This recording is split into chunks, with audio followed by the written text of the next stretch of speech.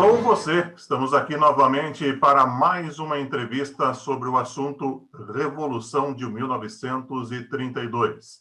Nesse ano de 2021, em plena pandemia, estamos lembrando os 89 anos da Epopeia Paulista e já preparando um histórico para os 90 anos que serão lembrados no ano que vem, 9 de julho de 2022. E nós estamos aqui na internet unindo os extremos, né? É bom esse bate-papo, essa conexão, principalmente por podermos propagar para os quatro cantos do mundo, embora o mundo, a Terra seja redonda, né? Pelo menos é o que falam, mas não vamos entrar nessa questão tão polêmica, porque o assunto aqui é outro. Nós vamos, assim, propagar essa ideia, esse pensamento para todos os lugares, né? A internet facilita, inclusive, o acesso. E todo sábado estamos estreando uma entrevista com uma personalidade importante.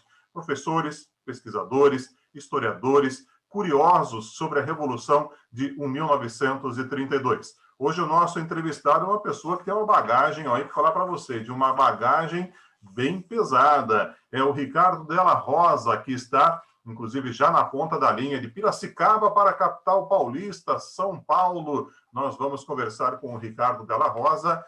Ricardo, inicialmente, uma pergunta que todo mundo deve fazer para você. São Paulo ainda é a terra da garoa? É um prazer tê-lo você aqui para conversar sobre um assunto tão importante. Boa noite, Edson. Tudo bem? É a terra da garoa, está garoando neste momento, um baita de um frio. Então, chega julho, época de comemorar a Revolução, a temperatura já cai e a gente já sabe que a gente está no meio do ano. Então, é isso aí. Queria saber quem que é o Ricardo Della Rosa, o que ele faz, onde trabalha, onde atua. Quem é você, Ricardo? Edson, eu sou publicitário, eu trabalho com internet há muitos anos, eu sou formado em educação artística, com ênfase em internet. Foi um dos primeiros cursos aí ligado à internet que teve aqui no Brasil. E eu comecei a atuar logo cedo em publicidade online. E foi por isso que eu, sendo neto de combatentes de 32, eu sou neto por parte de pai e por parte de mãe, né? Então, a minha família tem o assunto Revolução no DNA. E o avô do meu avô era Júlio Prestes. Então, não tem como a família não falar sobre o assunto. E como eu sempre trabalhei com internet, eu resolvi usar a internet para propagar a Revolução de 32. Eu não tenho... Tem gente que pode achar que isso é um pouco de presunção minha, mas eu não vejo presunção quando o fato é fato. Eu fui o primeiro site a respeito de Revolução de 32 na internet, um site dedicado a isso. Foi o Tudo por São Paulo, um blog que começou em 2009, né?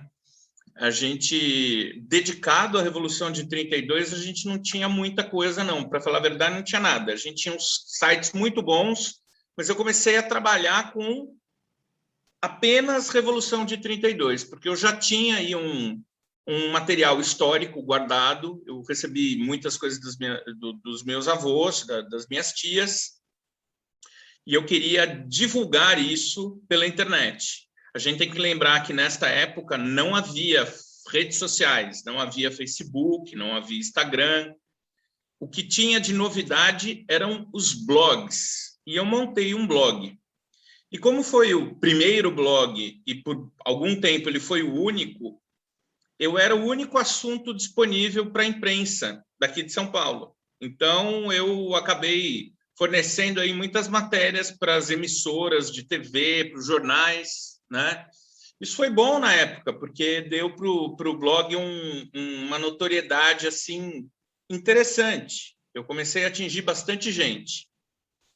E o que eu fazia no blog? Eu colocava fotos inéditas, eu colocava objetos que eu ia juntando, capacetes, uniformes, e fazia uma espécie de historiografia.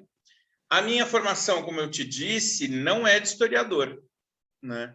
Apesar de eu ter cursado algumas matérias de história, eu não fiz história como o curso superior. Mas eu comecei a fazer esse site, ele começou a funcionar muito bem. E, bom, tive o apoio do Coronel Ventura, na época, da Sociedade de Veteranos de 32, foi bacana, bem bacana. Através dele comecei a fazer algumas exposições, fiz muitas exposições para a Polícia Militar aqui em São Paulo, para diversos batalhões. E nisso apareceu as redes sociais. E eu também imagino que eu fui, talvez, o pioneiro no Facebook, com o próprio Tudo por São Paulo. Algumas postagens minhas lá remontam a 2012. São, ano que vem, 10 anos disso aí, né? Para a internet, 10 anos é muita coisa, né? A gente não está falando a gente está falando de uma mídia muito nova e que se transforma o tempo todo, né? E eu quis usar tanto o blog quanto o Facebook para atingir o maior número de pessoas possível. Eu não queria conversar com as pessoas que já gostavam da Revolução de 32, porque eu ia jogar um jogo para uma torcida que já estava ganha. E eu não via vantagem nisso, eu não vejo ainda vantagem nisso. Eu vejo vantagem de você contar a história para as pessoas que desconhecem essa história. Então, 9 anos depois, eu tenho ali no Facebook, eu falo a gente, mas sou eu, tá? O Tudo por São Paulo sou eu, não existe. Às vezes as pessoas escrevem a equipe do Tudo por São Paulo, não, a equipe sou eu mesmo, não tem ninguém para me ajudar. Agora, recentemente, tem um amigo, que é o Coronel Sérgio Marques, da PM, que é um grande historiador, que ele começou a me ajudar a escrever uns textos, né? E ele faz o mesmo com o Museu de Polícia Militar, daqui de São Paulo, que a gente tem uma relação boa. Então, mas nesse histórico todo, foi o exército de um homem só, né? E hoje a gente tem ali 65 mil seguidores, né? É um número expressivo para um site que não trata de nada a não ser história. Eu sou bastante criterioso lá, muitas vezes chato. Eu tiro a política de fora, não quero ouvir comentários, não permito comentários a respeito de política, porque vivemos agora numa época que a política voltou a ficar efervescente, mas naquele espaço a gente tem que usar para a história, né? Então, bato muito nessa tecla. Quantas pessoas seguem a sua fanpage no Facebook, você falou, Ricardo? Hoje são 65 mil pessoas, mas acontece que, assim, hoje eu estava checando uns números. Essa semana, por exemplo, com o volume de postagens e tudo, eu atingi 250 mil pessoas, porque as postagens são compartilhadas pelos seguidores, né? E é isso aqui que a gente está vendo agora aqui, compartilhado com vocês, é a fanpage Tudo por São Paulo, 1932. Esse é o endereço no Facebook. Isso, exatamente. Então, quer dizer, você tem ali, ó, aqui, se você olhar na lateral, 61.749 pessoas curtiram isso, né? Sendo que 61.616 estão seguindo, o que é interessante, ou seja, a adesão que a gente tem é muito boa, porque uma coisa é a pessoa curtir, outra coisa é a pessoa seguir, né? Então, quem está lá realmente gosta do assunto, né? E então, e agora, mais recentemente, eu tenho uma conta também no Instagram. O número de pessoas é menor, estamos ali com 6 mil pessoas, né? Mas que também seguem, né? Então, é interessante a gente ver isso, né? Agora, em julho, todo mês de julho, a gente tem uma adesão muito grande de compartilhamentos, de comentários. Teve um post que eu coloquei ali, acho que final de semana passada, 2.000 curtidas, 500 compartilhamentos, 90 comentários. Então, quer dizer, o pessoal gosta e comenta, né? E o que eu coloco no Facebook? É a mesma coisa que eu coloco no Instagram, né? Basicamente, eu trabalho bastante ainda com o formato imagem com legenda, né? Eu não acredito que todos os posts sejam interessantes se você tem muito texto, né? As pessoas, elas têm... Hoje em dia, você tem que trabalhar com informações muito rápidas, né? Se você parte para escrever coisas muito compridas, nem todo mundo gosta, nem todo mundo lê. Obviamente que a gente tem um séquito de fãs que quanto mais você escreve, mais eles vão gostar. Inclusive o Sérgio Marques, o Coronel Sérgio, ele escreve textos muito bons que o pessoal adora ler e compartilhar, né? E eu vou mantendo com fotos inéditas, fotos de objetos e tudo mais.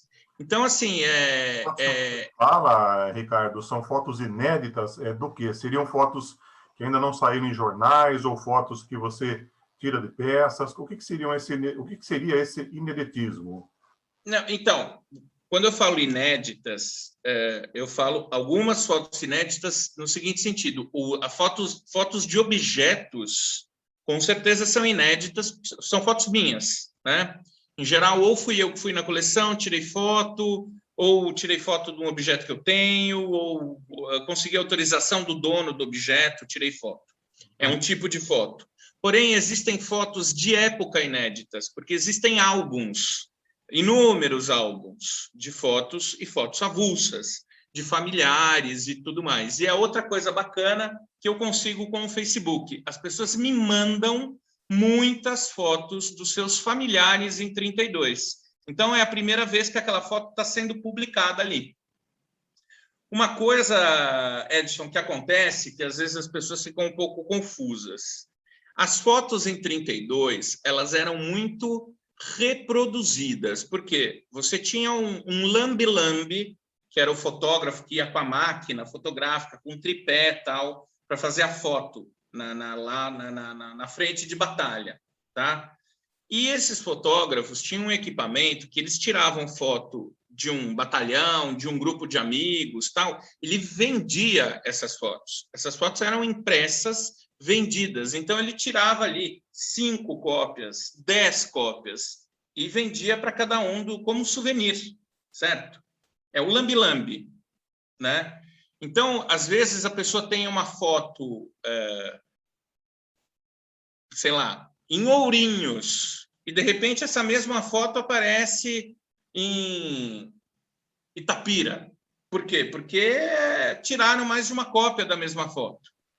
Sim. Uma outra coisa a respeito das fotos é que nos anos subsequentes à Revolução houve alguns álbuns que eram até álbuns de cigarro, alguns cigarros, faziam promoção que você podia montar um álbum da Revolução de 32, e eram fotos reveladas, fotos de fotógrafos profissionais. Então, a foto era reproduzida algumas vezes, né?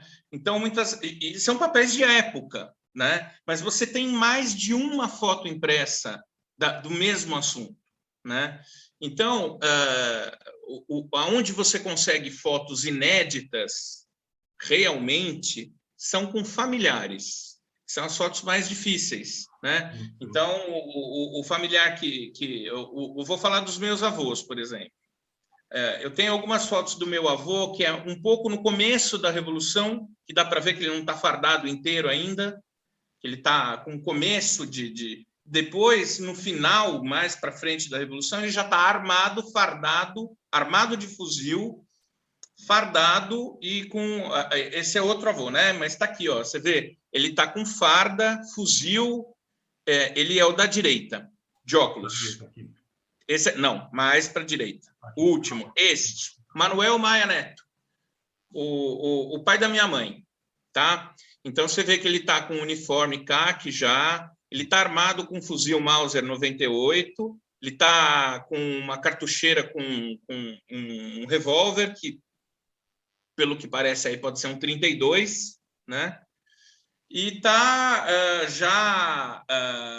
como que se diz, com a cobertura de pano, famosa, né, cobertura de pano, que eles chamavam, inclusive, de capacete de pano, está com um lenço branco amarrado, que esse lenço, às vezes, é meio polêmico, muita gente acha que todo mundo usou lenço, mas, na verdade, não foi todo mundo, né? Muita gente acha que os ditatoriais usavam lenço vermelho e os paulistas lenço branco. Isso não é uma regra, né? Era um paramento apenas, tá? E ele está com uniforme caqui. Agora, uma foto de início de revolução, que eu acho que você não vai ter aí, do meu outro avô, ele não está totalmente fardado ainda, a parte de cima é um pullover civil, mas numa foto mais para frente ele também está de fuzil e já com todo o resto do uniforme, né? Então, essas fotos elas acabam sendo interessantes, porque você acaba vendo configurações de uniforme, de capacetes, que tem aí que você não veria de outra forma, a não ser que as pessoas me mandassem. Sim. Só pegando um gancho no que você está falando, Ricardo, aqui em Piracicaba nós tivemos 3 jornais na época, né? Um deles, que é o Momento, citava inclusive a agiotagem de fotografias. O que é? É uma coisa interessante. Deu um arranca-rabo, né? Um escrevia no jornal e outro respondia em outro jornal, né? O Momento e o Jornal de Piracicaba. A agiotagem de fotografias era um souvenir, vamos dizer assim. Era como se você desse um iPhone para a pessoa hoje, a fotografia. Nós não tínhamos aqui em Piracicaba rádio, não tínhamos televisão surgiu em 51, então era um souvenir assim, muito importante e caro, inclusive rentável para o fotógrafo lambi-lambi. O que era a agiotagem? Uma pessoa lá, um determinado membro do grupo do pelotão piracicabano era responsável por tirar fotografias.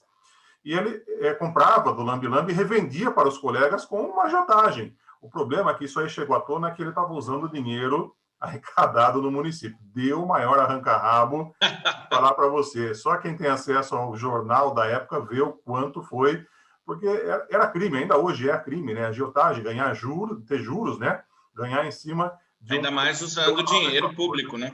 Com certeza. Então, assim, deu um arranca-rabo bem legal na época, e muitas fotografias são assim, né? Como você disse, você mesmo estava falando aí, é um historiador, uma pessoa que propaga, né, essa história, até porque as pessoas que participaram praticamente já não estão mais entre nós. O último combatente voluntário de Piracicaba, seu Romeu Gomes, acabou falecendo há 3, 4 anos, nós não temos, e isso acaba sendo uma herança para os filhos, que alguns cuidam, outros não, né? Eu faço parte do Instituto Histórico e Geográfico de Piracicaba, e muita gente, assim, quando recebe um material desse, eu não quero, leva lá no Instituto. E para nós, é um achado, é como abrir um tesouro, um baú, né? Um baú de tesouro, e ver quanto rico, né, é esse registro fotográfico. Eu acredito que com você também deve ter acontecido muito de situações idênticas. Sem dúvida nenhuma. Eu recebi algumas doações aí para minha coleção. Sempre é um baú do tesouro, é uma máquina do tempo, como eu chamo, né? Você abrir uma foto é uma janela para o passado, né? Se você souber olhar a foto atentamente, olhar ela com detalhes, é como se você tivesse uma fresta no tempo. E você consegue espiar pelo buraco da fechadura do tempo e olhar uma outra era, né? Eu acho uma coisa muito interessante. Eu sou uma pessoa que pega qualquer foto, obviamente da Revolução 32, principalmente, com uma lupa e fico horas ali fuçando, achando detalhes. E é muito legal quando você encontra, né, detalhes e encontra coisas que se encaixam. Isso eu acho que essa curiosidade é que faz a adrenalina do pesquisador, né? Então isso é muito legal. Eu gosto muito disso, gosto muito de fazer isso. Eu tenho um caso muito interessante, só para arrematar a questão das fotos que me mandam. Eu tenho um capacete na coleção que eu gosto muito dele, que ele é um capacete de aço, modelo francês, feito aqui em São Paulo. Mas ele tem uma coisa muito legal, que ele tem uma caveira na frente, pintada, e do lado MP. Pois bem, eu mostrei o capacete, a gente debateu um pouco sobre ele, outros estudiosos me colocaram ali MP, com certeza deve ser metralhadora pesada, isso é muito interessante e tal. Coloquei o capacete ali. Eis que me surge uma mensagem por e-mail, um rapaz me mandou uma foto de um pelotão usando o mesmo capacete. Mas, assim, as caveiras com certeza foram pintadas pela mesma pessoa, porque ela tinha o mesmo formato e tal. É uma postagem que tem no Tudo por São Paulo. Infelizmente, eu não separei ela aqui, mas depois eu até posto lá no Tudo por São Paulo para você dar uma olhada. Mas, assim, se não fosse a colaboração de uma pessoa que viu essa foto e lembrou da foto que tinha em casa, eu nunca ia ver uma foto do capacete em uso. Então, quer dizer, isso aí é um momento bastante mágico, né? Então, quer dizer, quando eu falo fotos inéditas, elas são no site, elas são muito trazidas por... olha aí o capacete da caveira, exatamente esse.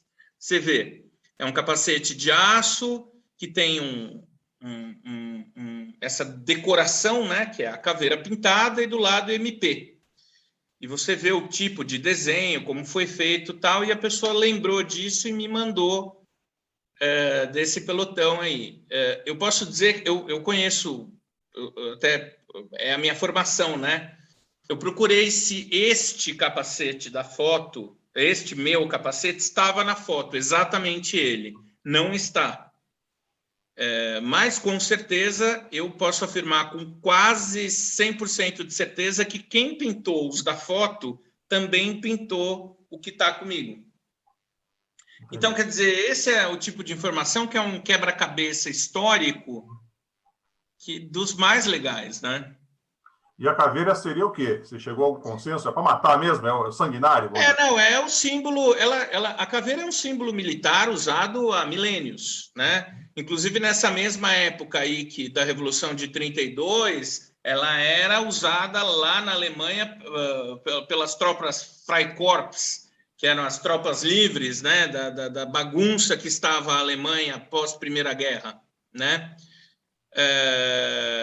Então, quer dizer, a caveira, ela, neste caso do capacete paulista, ela denota aí as tropas que mexem com a metralhadora pesada, que causa mais dano, que é como se fosse para atemorizar o inimigo, digamos assim, tá? Eu tenho outra foto provando aí o que eu disse, que também mandaram para mim pelo Facebook, que é uma tropa que tem uma bandeira com a caveira e é uma tropa de metralhadora pesada. Eles usavam isso aí como um símbolo, né? Mas a caveira até hoje tem essa conotação militar aí de símbolo de vitória sobre a morte, mais ou menos assim, né? Entendi. Ricardo, você no início falou uma coisa que me chamou a atenção. Você é sobrinho neto do Júlio Prestes, é isso? Eu sou sobrinho bisneto, né? Neto, Ele era avô do meu avô. Tá. O pai dele, Coronel Fernando Prestes, ele foi padrinho de batismo da minha madrinha, e é o meu tataravô, ou tetravô, como as pessoas falam hoje, né? Entendi. A gente era... Figura importante no Brasil, né? Isso que eu queria que você falasse. Quem foi sem dúvida. Ele foi o presidente eleito que não tomou posse, que acabou gerando ali a Revolução de 32. A minha bisavó, que era a vovó Zica... De 1930? Revolução de 30. 32 também. 32? Sim. 30, que acabou gerando 32. Né? É um caminho, né? A gente fala de 30... depois o nosso amigo Getúlio Vargas, e depois 32, exatamente esse caminho. A minha bisavó, que é conhecida como Zica na família, a vovó Zica, muito querida lá pela minha mãe, pelas minhas tias, ela é irmã do Júlio Prestes, né? Então a gente brinca que é a ala mais simples da família, né? E tinha a ala lá de Itapetininga, que era o Júlio Prestes, fazendeiro, famoso e tudo, né? ele teve um papel importantíssimo na política brasileira, na política paulista, e que a gente tem ali justamente a Revolução de Outubro de 30, que deságua em 1932, né? Mas a minha família não vejo, até por cartas e pelas histórias, essa ala da família, a gente não tinha uma relação próxima com a família de Itapetininga. Era uma irmã que casou e veio para São Paulo e aqui morou, né? Entendi. E era a avó da minha mãe, né? Você sabia que você tem um pé, seus familiares têm um pé em Piracicaba, né? Não sei se você sabe disso. Não? Né? O Júlio Prestes, ele foi casado com uma piracicabana, a Alice Viana. Ah, olha só. Depois virou Alice Viana Prestes. Ela nasceu em Piracicaba, 21 de outubro de 1887, e morreu com 52 anos de idade em Itapetininga, 9 de junho de 1940. Ela foi esposa e primeira-dama do Getúlio Prestes, que foi o presidente eleito do Brasil, mas impedido de tomar posse devido à Revolução de 1930. Isso tudo me consta, inclusive. Nós temos história também, viu? Olha só. Temos o Dicionário de Piracicabanos, que foi escrito que legal. por Samuel Fron Neto, né? Lançado pelo Instituto Histórico e Geográfico de Piracicaba. Muito bom. Aqui tem na página, deixa eu me ver aqui, página 558, né, a história de Abílio Eusébio Viana, que nasceu na Bahia, era médico, teve uma propensão muito grande aqui no comércio de Piracicaba, e a sua filha Alice, né, foi esposa do político presidente do estado de São Paulo e presidente não empossado do Brasil, o Júlio Prestes. Inclusive, ele foi deposto e exilado com ela. Aqui tem uma história muito interessante, né? Quem ainda não tem acesso, tem isso aqui no nosso Wikipedia do Instituto Histórico, viu, Ricardo? Então, as pessoas podem acessar e ver bastante informação. Muito bom. Você tem um pé, então, aqui em Piracicaba, na nossa tão querida... É isso aí. Viu? Eu sei que a minha avó, a família toda vem do interior, né, de São Paulo. Tem uma avó que veio de Itatiba, e agora eu fico sabendo de Piracicaba também. Outra interessante é que eu mandei para você uma foto do meu outro avô, que é o Mário Della Rosa, pai do meu pai, e eu tenho uma foto dele com outros veteranos justamente aí no monumento em Piracicaba, e ele não é de Piracicaba. O que eu suponho dessa foto é que eles passaram por Piracicaba e tiraram foto no monumento, né? Mas eles não são veteranos da cidade de Piracicaba. Durante a Revolução de 32, meu avô já morava aqui em São Paulo. Uhum. Seu avô está onde nessa foto aqui? O meu avô está exatamente na frente do soldado. Aqui. Mário Della Rosa, exatamente. É uma foto muito bacana, porque já é uma foto dos anos 50, é que não sei se você vai ter uma foto do meu avô mais novo. Eu tenho aqui no meu livro, depois eu vou mostrar para vocês. Ele já está mais mudado, já está mais velho, né? E é interessante você ver que ele não perdeu o gosto, né, digamos assim, pela Revolução 32. E eu vou confessar para você que eu nunca conversei com meu avô disso. Entendi. Porque o meu avô faleceu em 83, eu era um garoto. Então, não tive muito contato com meu avô, muitas fotos com meu avô e com a minha avó e tudo, mas eu não troquei informações com ele, infelizmente, a respeito da Revolução. Entendi. O que é uma pena. Faleceu um ano após os 50 anos, né, o cinquentenário da Revolução, 83, exatamente, que foi uma época de muitas comemorações em todo o estado, né? 82 foi um ano importante. Eu, inclusive, de muito antes, eu tenho um livro dele que pertenceu a ele, que é o famoso Álbum Paulista. Não, Álbum Paulista não, desculpa, Álbum de Família, da editora Martins Fontes, de 1954, foi na época da comemoração do 4º centenário de São Paulo. Esse livro foi publicado pela editora Martins Fontes, que era um recordatório da Revolução de 32, né? E eu tenho um exemplar que pertenceu ao meu avô.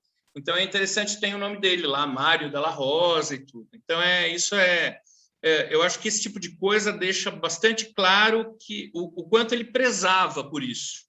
Sim. Ricardo, eu queria só comentar com você, não sei se vocês conhecem, inclusive deixar público aqui também, vou até compartilhar. Existe um site muito interessante que é o Genicom, que é da genealogia, até tem. Muito bom. Deixa eu ver aqui, eu deixei da Alice Vieira para a gente mostrar, né? Ela que foi casada com o Júlio Prestes. Só não estou achando. Aqui, ó. Vamos compartilhar. Essa é a Alice Vieira, né? Que é a esposa, a primeira-dama do Brasil, né? Na época do Júlio Prestes. Ela nasceu aqui, ó, em Piracicaba, né? 21 de outubro de 1887. E aqui é interessante que consta, assim, praticamente a sua família imediata. É uma árvore genealógica, que inclusive aceita mudanças. Então, quem não conhece, ó, tem todo o histórico aqui, nascimento dela, o batismo dela, nascimento da Maria Alice, do seu segundo filho, né, o Fernando Prestes, enfim, é uma condição interessante. Isso aqui você pode acessar no gene.com, Gene, né? Isso é muito interessante. Descubra a sua árvore genealógica, e a gente está ajudando um pouquinho também, né, Ricardo, a respeito disso aí, porque a gente tem muita história para contar também, tudo isso daí. Seu avô deixou, seus avós, na verdade, você falou que tem aí dos dois lados, né? Seus avós deixaram muita memorábilia da Revolução para você ou não? Eles deixaram indiretamente, né? Porque depois minhas tias acabaram me passando. Eu tenho ali uma série de fotos interessantes, né? Com os dois ali. Eu tenho alguns cartões postais endereçados ali para os endereços da família na época, em 32, inclusive um dos postais que o meu avô manda para minha avó. Ela morava ainda no bairro da Lapa, na casa que minha mãe nasceu. Então, isso para mim é muito interessante. Minha mãe nasceu em 1936, né? Então, durante a Revolução, ela não estava lá. Não havia nascido ainda, mas minha madrinha, minhas outras tias já eram nascidas. E aí eu tenho fotos que minha avó mandou para o meu avô, dos filhos. Inclusive tem meu tio fardado, minha madrinha pequenininha, e ela coloca ali, né? Sustentai o fogo, que a vitória é nossa. Então realmente é um tesouro. Aí eu tenho alguns outros objetos de família. Eu tenho capacete de aço do meu tio-avô, que eu ganhei de uma prima muito querida. Então tem o nome dele. Ele foi do batalhão 14 de julho, tá? Ele está na listagem do 14 de julho. É um capacete muito bonito, que está escrito batalhão 14 de julho de um lado, Itararé de um lado e Buri do outro. Ou seja, ele teve nos momentos históricos, né? Isso do meu tio-avô. Eu tenho do meu avô uma marmita, modelo de 32 completa, isso é bem interessante. Eu tenho uma bolsa para munição de metralhadora pesada, que também foi dele, ele trouxe. Então, quer dizer, são alguns objetos que eu acho que se eu tivesse chegado antes, com o meu interesse, talvez antes de eu nascer, nos anos 60, eu ia ter mais coisa. O que eu fiquei sabendo é que depois, em constantes mudanças de endereço da família, isso acabou se perdendo um pouco. Eu tenho um aqui atrás de mim, vou até pegar para você ver. Isso aqui é um quadro também que ficava na parede lá da casa da minha avó, da nossa bandeira, né? É um quadro de época, super bonito. Então, quer dizer, esse tipo de material eu acho importante, mas não é todo mundo que se interessa por isso, né? Eu acho que também você não pode julgar, né, a pessoa que não quer ter aquilo em casa. O que eu acho é que elas deviam fazer o que elas fazem, por exemplo, com vocês. Juntam material e manda para o Instituto Histórico, ou, no meu caso, já me procuraram com material que eu recebi com muito gosto. O que não pode, e eu já vi, é as pessoas juntarem e jogarem no lixo. Sim. Eu já vi isso. Né? Eu já recebi muito material vindo de carroceiro, porque, graças a Deus, os carroceiros pelo Brasil afora, eles têm mais bom senso do que quem joga fora. Então, eles sabem que é um material histórico e vão em feiras de antiguidade, vão em antiquários e vendem. Né? Eu já vi mais de várias vezes, para falar a verdade, material que foi jogado fora, né? O que é uma pena. Triste, né? Porque é um material que é jogado fora e a história que também é jogado fora, né? Eu tenho aqui uma reportagem, se eu não me engano, de 2013, que fala, inclusive, dessa sua paixão aí. Foi veiculada, se eu não me engano, no G1 de São Paulo, né? Isso.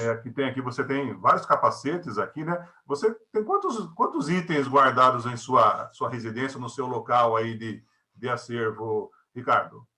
O Edson, como a gente vai falar disso ainda, mas eu tenho um livro publicado, né? Depois do livro, eu diminuí um pouco a minha coleção. Eu queria compartilhar ela num livro. Então, hoje em dia, a coleção diminuiu bastante, né? Mas eu tenho ainda alguns capacetes, alguns cartazes, obviamente as peças da minha família, né? Eu juntei durante muitos anos essas coisas e eu queria justamente que mais pessoas tivessem aí acesso, né?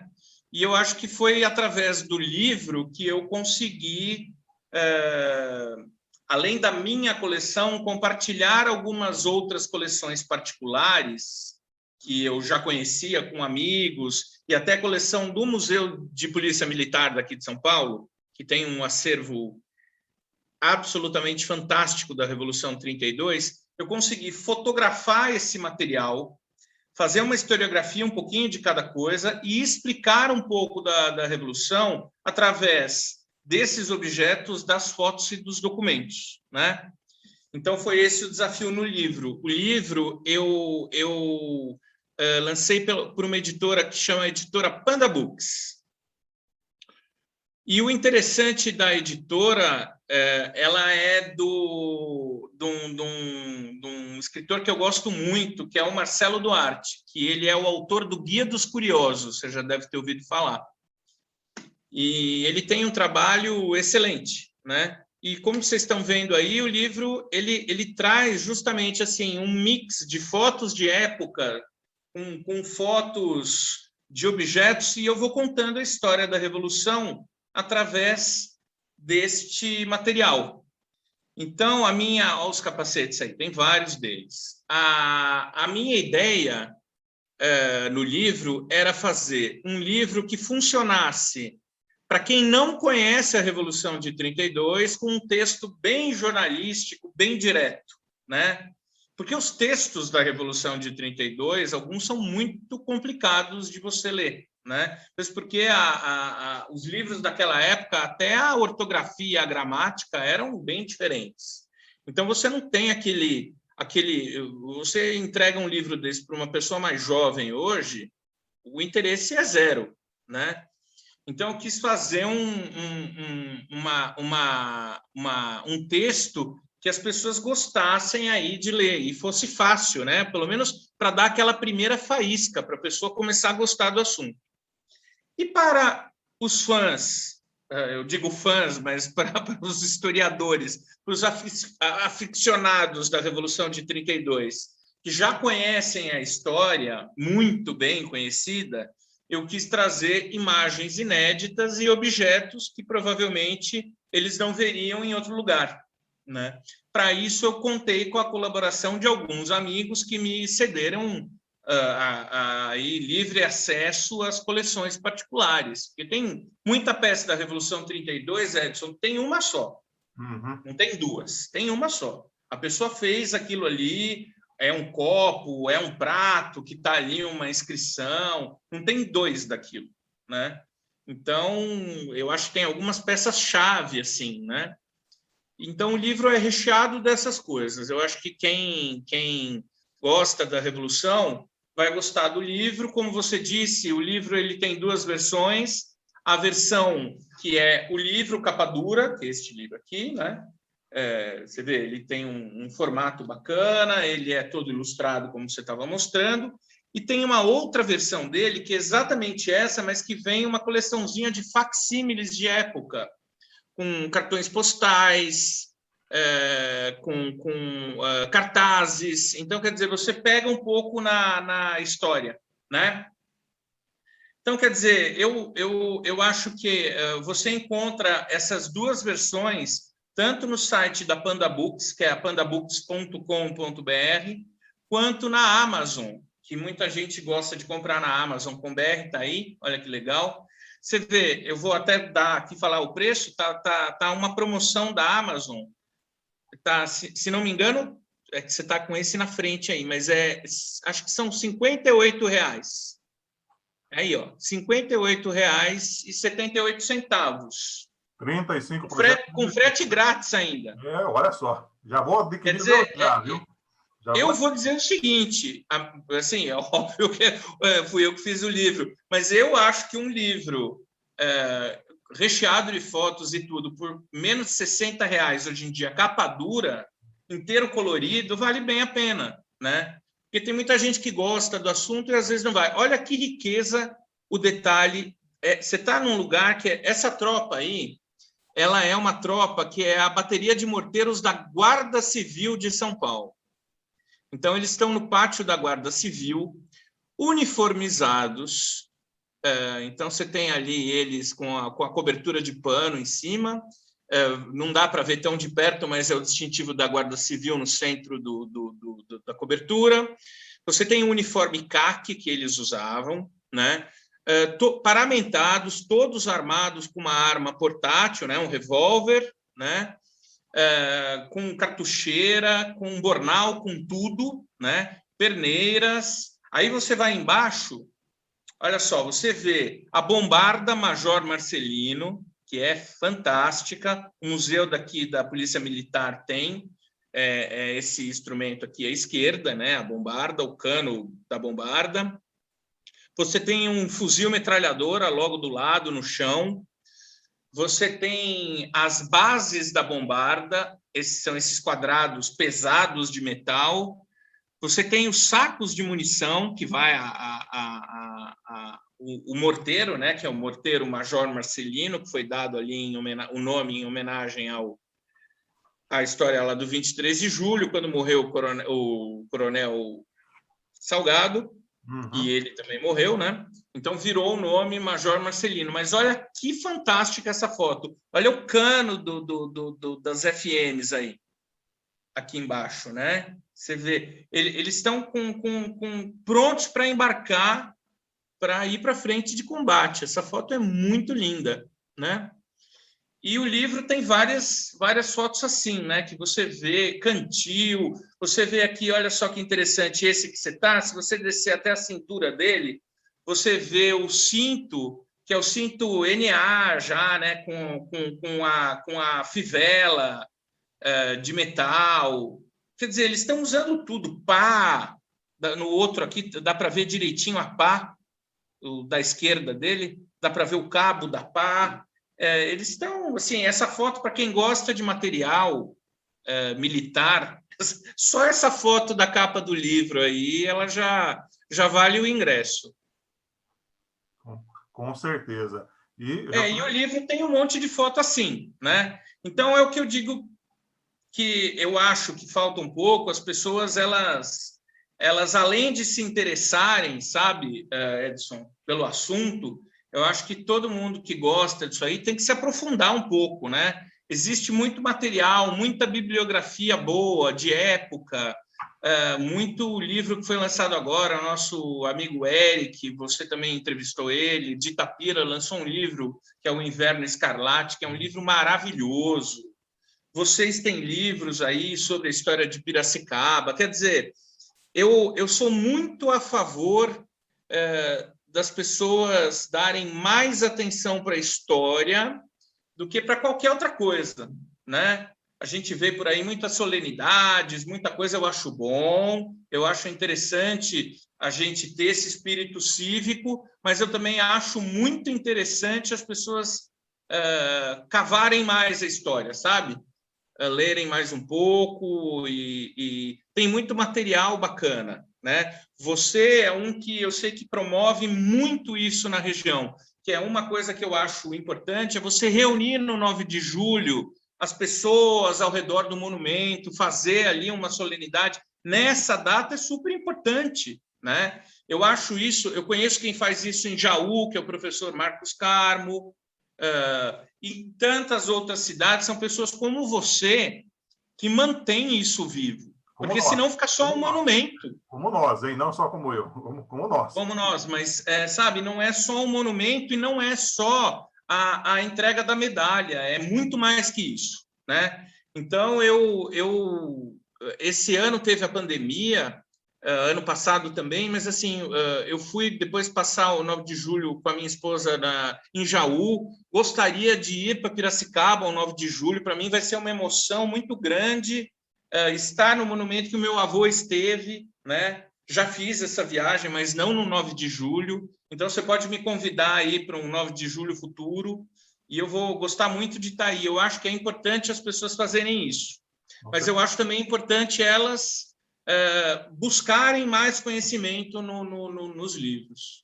Com certeza. Ano que vem, Ricardo, estaremos lançando o nosso livro, né, comemorativo aos 50 anos de Piracicaba. Quem sabe você possa vir aí no lançamento. Ele já tem uma data prévia, 16 de julho de 2022. Olha que legal. Que é o dia em que partiu a primeira leva de voluntários de Piracicaba para a capital paulista, dia 16 Fantástico. de julho, exatamente da onde está o monumento ao soldado constitucionalista, esculpido e feito por Lélio Colucini, aqui em Piracicaba. Devemos lançar nessa data, né? Piracicaba se engajou bem antes, mas a primeira leva, o primeiro batalhão piracicabano saiu do município no dia 16 de julho.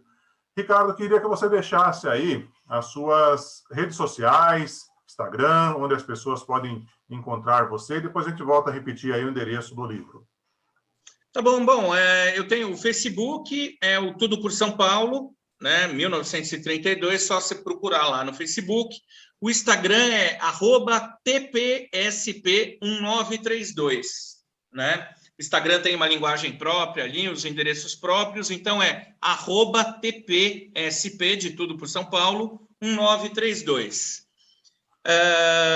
Nesses dois locais você encontra o e-mail de contato ou as mensagens, que eu acho até mais fácil para entrar em contato. Os dois têm canal de mensagem, você pode mandar a mensagem que eu com certeza vou responder.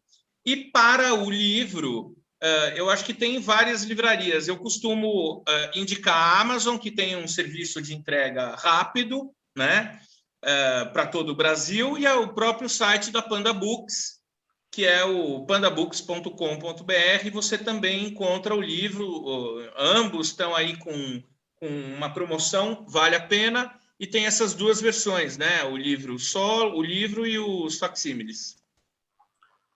Correto. Só para a gente arrematar aí, né? Nesses dias de inverno, tem feito uma paisagem muito bonita aqui no centro de Piracicaba. Eu mandei para você hoje, né? Eu tirei esses dias por volta de 17h55, mais ou menos. Nós temos aí lindas as fotos. Liga, né? Ele é ligado automaticamente. Esse é o monumento ao soldado constitucionalista, situado na Praça José Bonifácio, que na época de 32, Ricardo, era a Praça 7 de Setembro. Eram duas praças, Praça José Bonifácio, Praça 7 de Setembro. Depois houve uma remodelação e se tornou uma praça só, que hoje é chamada de Praça José Bonifácio. Temos aqui, nessa obra monumental, Maestria, do Lélio Colucini, italiano, que veio para Campinas, depois fez algumas obras por todo o estado de São Paulo. Temos, inclusive, aqui, no lado direito, né, desse monumento, uma cena muito triste. Não sei se você consegue enxergar aí, mas nós temos aqui um voluntário, né, beijando a sua esposa, na incerteza de que voltará amanhã, o filho pequeno no colo dela, também na esperança de não ver o futuro, né, da sua família. Do outro lado, a mãe que chora, né, que está ajoelhada aos prantos ao ver o seu filho partir em uma nobre causa como essa. O monumento ele tem três lados, né? Temos aqui a República sendo representada, que é a parte central, onde nós depositamos, inclusive, todo 9 de julho, uma coroa de flores aos 13, né, aos 17 falecidos em combate, né? Não sei se tem aqui, tem outro lado, que inclusive também vemos, né? Esse aqui está bem ao lado bem em frente à Rádio Difusora, a 6ª emissora de rádio do país, situa-se aqui em Piracicaba, né? Surgiu em 33, um ano após a Revolução. Temos um combatente ferido, e também um aqui em pé, pegando a sua arma para ir à luta. Hoje, infelizmente, nós notamos aqui, isso é uma crítica que eu faço, falou de não falar de política, né? Mas notamos aqui cobertores, virou isso aqui um treliche na Praça José Bonifácio, infelizmente, mas é de rir, mas é triste, viu? Virou um treliche porque muitos moradores acabam dormindo no monumento que para muita gente foi sagrado aqui em Piracicaba. Ricardo Della Rosa, muito obrigado pela sua participação, grande conhecimento, grande sabedoria, sapiência nota 1000, muito obrigado pela sua participação. Já está convidado, hein? Um ano antes, 16 de julho de 2020, vou gostar de ir. Você vem a Piracicaba, conhecer aquela caninha deliciosa, comer um peixe na Rua do Porto e participar do lançamento do meu livro. Muito obrigado. Pode contar comigo, estarei aí. Muito obrigado e a gente volta a se falar futuramente. Com certeza. Muito obrigado, a gente vai falando, Edson. Aí nossa entrevista, portanto, com Ricardo Della Rosa, que falou a respeito de muita coisa que a gente vai deixar gravado aqui em nosso canal do YouTube, no Instagram, Facebook, no nosso blog, vai dar tiro para tudo que é lado, com o objetivo de propagar tão formosa, né, tão elevado conhecimento que o Ricardo nos proporcionou. E a gente volta semana que vem com mais um entrevistado. Quem será? Bom, isso vai ficar como uma carta na manga. Ao longo dessa semana, a gente divulga aqui nas nossas mídias sociais. Obrigado e até semana que vem.